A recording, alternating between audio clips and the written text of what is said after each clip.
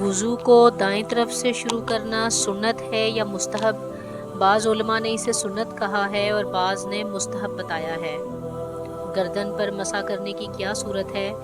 गर्दन पर दोनों हाथों की उंगलियों की पुश्त की जानिब से मसा करना चाहिए। गले पर मसा करना बिदअत है। वज़ू में और क्या क्या आदाब हैं?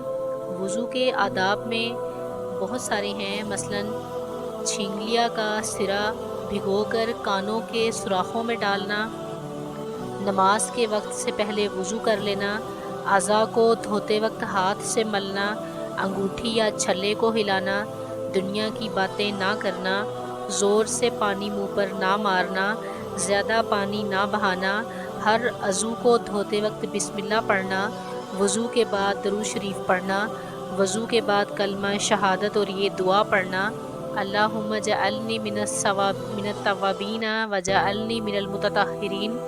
वज़ू से बचा हुआ पानी खड़े होकर पीना, वज़ू के बाद 2 रकत नमाज तहियातुल वज़ू पढ़ना वगैरह।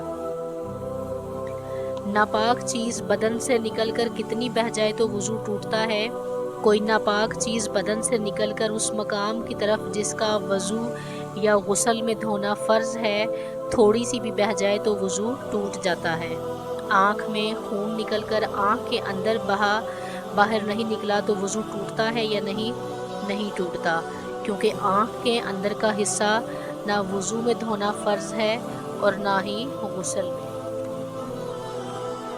अगर ज़ख़म पर खून ज़ाहिर हो, उसे उंगली या कपड़े से पूंछ लिया, फिर ज़ाहिर हुआ हो फिर पूंछ लिया, कई बार ऐसा किया तो वज़ू टूटता है।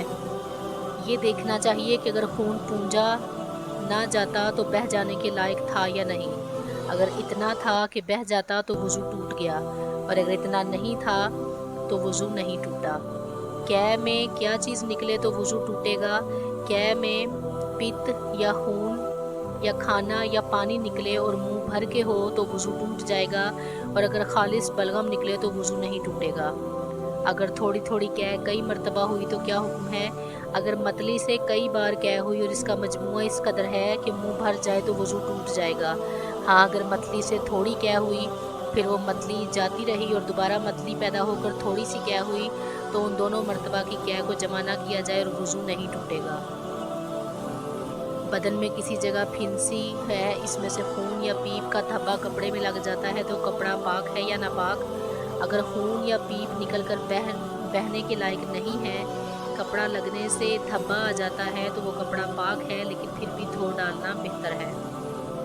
क्या अगर मुंह भरकर ना हो तो वो नापाक है या नहीं? नहीं। जोंक ने बदन में चिमट कर खून पिया और भर गई, या मच्छर पिस्सू ने काटा तो इससे वज़ू टूटेगा या नहीं? जोंक के खून पीने से वज़ू टूट जाएगा, अगरचे छुड़ाने के बाद इसके काटे हुए ज़ख़म से खून ना बहे, क्योंकि जोंक इतना खून पी जाती है, अगर वो खून बदन से निकलकर इसके पेट में ना जाता तो यकीनन बह जाता। और मच्छर पिस्सू के काटने से वज़ू नहीं टूटता, क्योंकि ये बहुत थोड़ी मिक़दार में खून पीते हैं जो बहने के लायक नहीं होता। किस किस्म की नींद से वज़ू नहीं टूटता? खड़े खड़े सो जाने या बग़ैर सहारा लगाए हुए बैठ कर सोने या नमाज की किसी हैयत पर सोने से वज़ू नहीं टूटता। जैसे सजदे में सो गया या कादा में सो गया तो वज़ू नहीं टूटेगा। क्या कोई शख्स ऐसा भी है कि सो जाने से इसका वज़ू नहीं टूटता? जी हाँ, अंबिया अलैहिस्सलाम का वज़ू नींद से नहीं टूटता, ये उनकी खसूसियत और ख़ास फजीलत थी। क्या नमाज में कहका मारकर हंसने से सबका वज़ू टूट जाता है? और कहका से क्या मुराद है? कहका से मुराद ये है कि इतने ज़ोर से हंसे कि इसकी आवाज़ दूसरे पास वाले लोग सुन सकें। नमाज में कहका मारकर हंसने से वज़ू टूटने की ये शर्तें हैं। हंसने वाला बालिग मर्द या औरत हो, क्योंकि नाबालिग के कहकहे से वज़ू नहीं टूटता। जागते में हंसें, बस अगर नमाज में सो गया और सोते में कहका मारकर हंसा तो वज़ू नहीं टूटेगा। जिस नमाज में हंसा है वो रुकू सजदे वाली नमाज हो, बस नमाज जनाजा में कहकहा से वज़ू नहीं टूटता।